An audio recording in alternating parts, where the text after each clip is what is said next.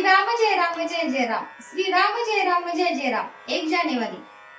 नाम हे परमात्म स्वरूपच आहे. नाम म्हणजे भगवंताचे नाव.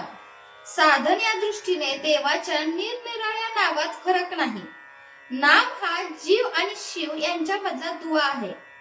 नाम हे साधनही आहे आणि साध्यही आहे. नाम सगुण आहे आणि निर्गुणही आहे. नामाचा आरंभ सगुणात आहे तर शेवट निर्गुणात आहे.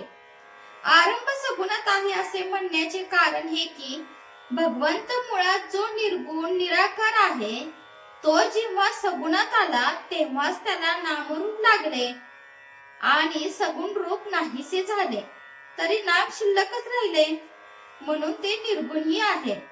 तेव्हा सगुण आणि निर्गुण भक्तीला आधार नामाचाच आहे. नाम हा सत्संगाचा पाया आहे आणि कळसही आहे. नाम म्हणजे आपली वृत्ती आणि भगवंत यांना जोडणारी साखळीच आहे. लग्न झाल्यावर स्त्री जशी नवऱ्याशी एकरूप होऊन जाते त्याप्रमाणे वृत्तीचे नामाशी लग्न होऊन ती नामरूपच बनली पाहिजे.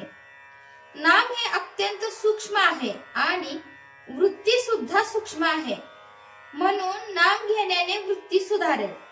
वृत्ती सुधारली की चित्त शांत होईल. चित्त शांत झाले की निष्ठा उत्पन्न होईल. सगळ्यांचा भावार्थ एकच आहे. अन्नाला स्वतःची चव असते. त्यात आपण आपली गोडी आणि आवड घालून नंतर ते खातो. पण नामाला स्वतःची अशी चव नाही.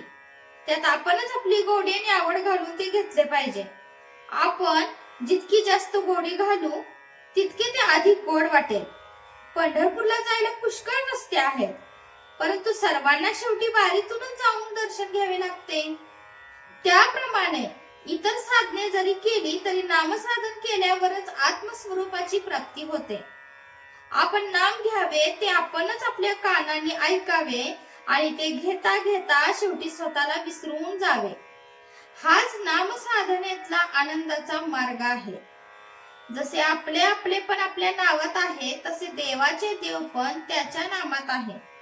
आपण आज जे नाम घेतो तेच नाम शेवटपर्यंत कायम राहते. परंतु देहबुद्धी जसजशी कमी होत जाईल तसतसे नाम अधिकाधिक व्यापक आणि अर्थगर्भ बनत जाते आणि शेवटी नाम हे परमात्म स्वरूपच आहे असा अनुभव येतो. पाणी हे जसे शरीराचे जीवन आहे तसे नाम हे मनाचे जीवन बनले पाहिजे. नाम इतके खोल गेले पाहिजे की प्राणाबरोबरच ते बाहेर पडावे. अंतःकाळी अगदी शेवटी सुटणारी वस्तू म्हणजे भगवंताचे नाम पाहिजे. नामातच शेवटचा श्वास गेला पाहिजे. जय जय रघुवीर समर्थ. आजचे बोधवाक्य. नामात एका आनंदाशिवाय दुसरे काही नाही.